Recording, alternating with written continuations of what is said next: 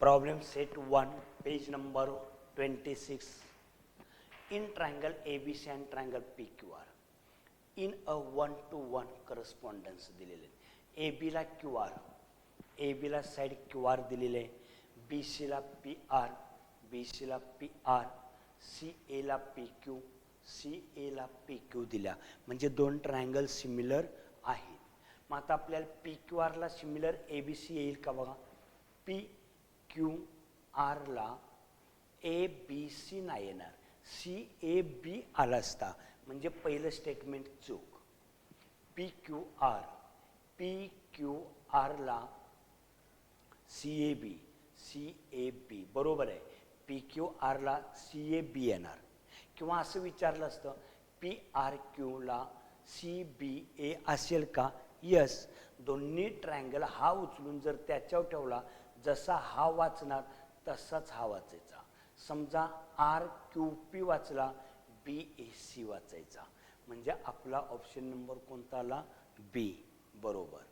Number 2 मध्ये काय दिलं बा, दोन ट्रायंगल मध्ये दोन्ही ट्रायंगल सिमिलर आहेत बाय AA टेस्टनं. मग दोन ट्रायंगल सिमिलर असतील तर करस्पॉन्डिंग साइड कोणत्या बा. Then which of the following statement is false, म्हणजे चुकीचं उत्तर कोणतं आहे बा.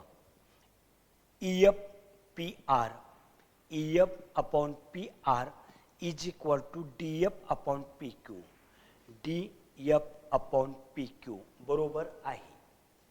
नंतर B, DE ला PQ, DE ला अपॉन PQ, याला ही साईड येईल का, नाही, चुकलं, म्हणजे फॉल्स विचारले.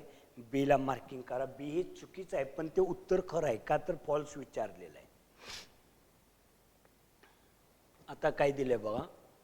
In triangle ABC and DEF, angle B ला E दिलाय, C ला F दिलाय, आणि AB is equal to 3DE.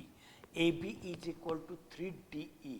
समजा इथं 5 असेल तर त्याच्या तिप्पट 15, म्हणजे दोन ट्रायंगल आपल्याला AA नुसार काय झालेले आहेत, सिमिलर आहेत.